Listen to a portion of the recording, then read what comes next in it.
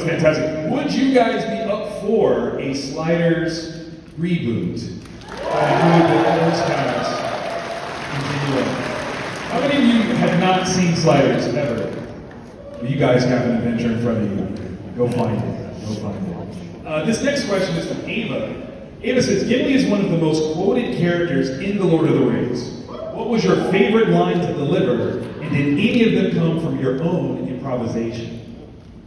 Well, actually, my friend Orlando helped me one day. We were doing a thing where we were in green screen, and we were jumping from place to place. And I jumped like that, and very deliberately tottered. And dear Orlando, with his natural human instinct, just reached out because he thought I was going to fall off this little block. And he grabbed my beard. I grabbed his hand in a vice-like grip and snarled at him, "Not the beard!"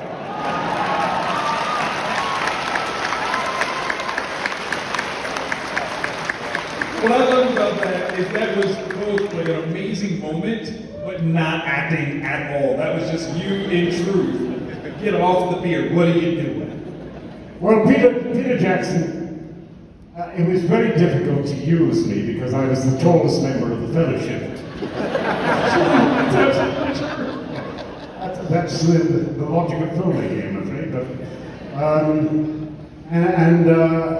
So it would be very difficult for me to get down low enough to give them an eye line, you know, when I got this big costume on, I got out the armor and all that other stuff. So we used one or two of my stand-ins to do it. So at the end of the day, I would come in and then I would do all the lines separately, with them when they'd all gone home, which was fine. And Peter would insist on me doing exactly what he wanted in the scenes that he'd already shot. And then he would say, "All right, now I'm cutting you loose," and I would start vamping. And every time I heard him giggle, I know that would be in the first cut anyway. But it was great fun. A really great director actually doesn't just dictate what he wants. He knows what he wants. He's cast perfectly. If any of you are going to be directors, let me tell you that casting is the most important thing. Well, first of all, you've got to have the great script. Yes. Next, you have to cast well. If you cast well, you will have solved 85–90% of your work. But getting the best out of your actors, particularly when they're young, is a real challenge for some directors. What I can say of Jackson is he was a master. But more than that, a film is not something that just flows from one brain. One idea, one person. If you've really done the job properly, there are other people who are bringing contributions in. And you go, yes, I can use that. No, can't use that. Stephen always used to say that to me. He'd say, great idea, wrong film. What about turning down the other way? Trying it the other way. Completely inverted. Yeah, all right, I'm going to use that. You must, as a director, know where you're going, know what the film is going to be like, and how you want to get there. But if you allow the very capable of people around you to make their contributions, you will end up with a wonderful film. And if you don't, then you end up with something that doesn't make its money back. Oh, did I say that? You did, but that's all right.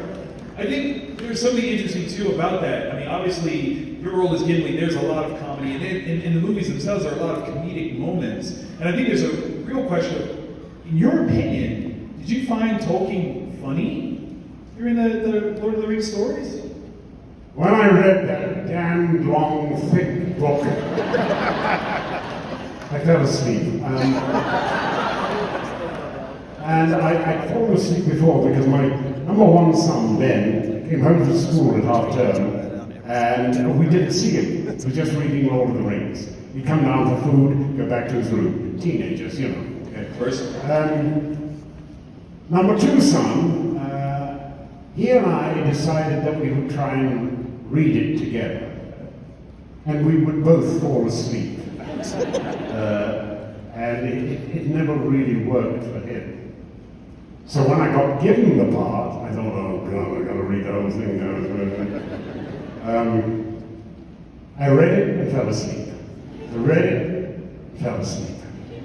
I worked my way through it 2 times, and the third time, I began to understand what Tolkien was doing. And that, of course, really helped. Of course. Is Gimli funny? Yes.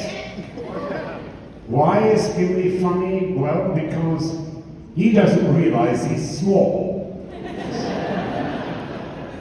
And that lack of self-awareness gives him a confidence and a physical belief in himself that is remarkable. He is in many ways the most human of all those characters. Absolutely, absolutely. He's got the faults. They're all really rather perfect. Right? But Gimli certainly isn't. But he has that wonderful capacity that we all wish we had. Apart from loyalty and bravery and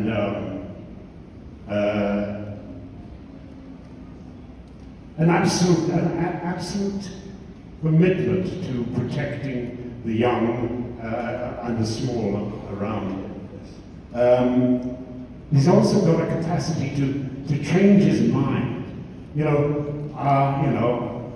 I'll be dead before I see the ring in the hands of an elf. That xenophobia, that distrust, that anger sort of metamorphoses and changes it.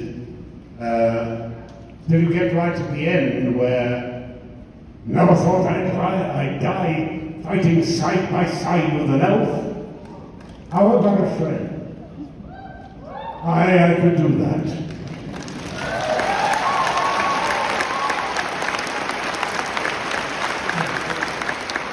The humor was necessary because the construction of Lord of the Rings is not filmic. Normally, film goes like that. That's the arc of the film, right? Lord of the Rings, everything's nice. And then something odd happens. And then something really rather strange happens. And then something happens. It's not nice. And then there's a scuffle. And then there's a scrap. And then actually there's a bit of a fight. And then there's a real chase and the extermination of the world's civilization is at stake. And then there's a battle. And then it gets worse and worse. You can't make that work seriously all the time. When you have that level of tension, you have to break that tension just for us all to get up and breathe. And it was a very deliberate discussion that Peter and I and Fran all had together, that we would use Gimli as the lightning rod for tension, and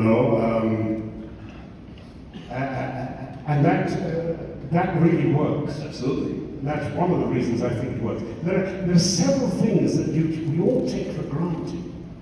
If we don't believe that the hobbits are that big, right, we haven't got a film. Did you ever see Darby O'Gill and the Little People? I mean, you know that the little leprechauns really, they don't exist. You don't believe that they're real in any way, any sense. You know that this is just film tricking. And I know exactly that moment when I realized that Jackson had actually solved the problem. Because I didn't think if you can't convince them of that in the opening scenes of the film, you have no film. Just won't work. And it was that moment when we watched the dailies for the first time, and I was sitting next to Ian McKellen in a little screening room where we were looking at the first little assembly of some scenes that they shot. And it's where young Frodo skips up and jumps on the cart next to the very tall wizard. And it happened. And we both went, I said, Ian, how the hell did you do that? And he said, I have no idea. That's when we knew Absolutely. that we could believe the basic sizes and the basic reality of Lord of the Rings. You cannot underestimate the genius of Jackson and the writers and the creators of this film in New Zealand. It is one of the masterpieces of filmmaking of all time. Absolutely.